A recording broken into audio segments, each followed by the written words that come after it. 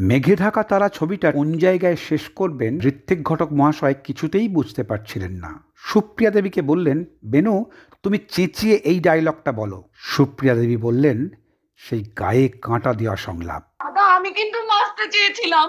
দার্জিলিংয়ে আউটডোর হলো সেই দৃশ্যের। অসাধারণ এক্সপ্রেশন দিলেন সুপ্রিয়া দেবী, অনিল চট্টোপাধ্যায়।